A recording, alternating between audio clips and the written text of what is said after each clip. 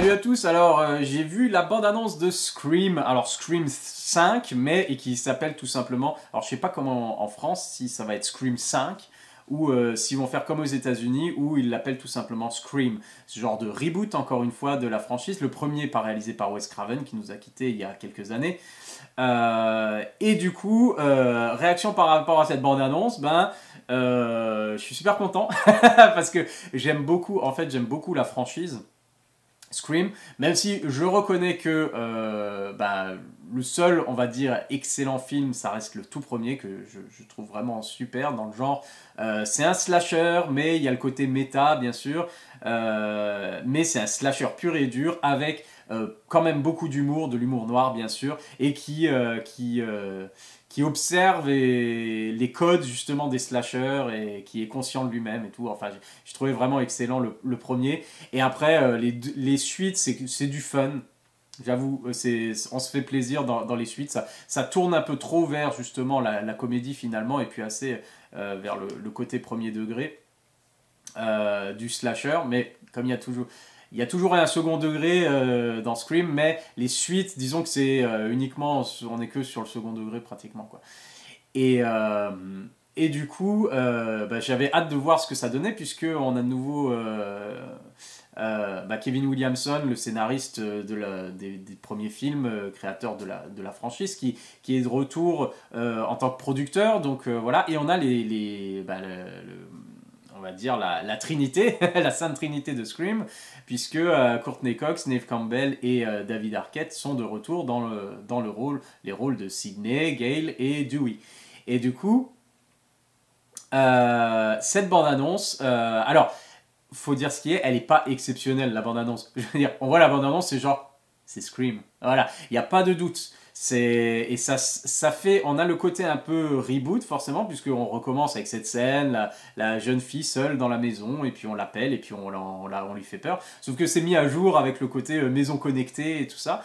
Donc c'est forcément, c'est inévitable, fallait mettre ça à jour, c'est clair. La franchise est basée notamment sur justement la communication avec le tueur, avec les dernières technologies. Et donc, il fallait bien que ça parte là-dessus. Et ça fait plaisir de revoir tout le monde, même si bon, c'est pas très original. Et aucun indice si, alors, est-ce que les personnages principaux vont maintenant mourir une bonne fois pour toutes, et qu'ils vont, parce qu'ils certainement ils veulent relancer la franchise, mais ils peuvent pas avoir tout le temps les anciens qui sont là et qui survivent à chaque fois, ça n'aurait pas de sens. Donc est-ce qu'ils vont y passer cette fois, ou ce sera quelque chose de différent? Je sais pas. En tout cas, ça fait toujours plaisir de voir Ghostface. Le style est resté le même. On voit vraiment on reste sur le style que Wes Craven avait initié dès le départ, sur les apparitions du Ghostface Killer, sur les téléphones portables, etc., etc.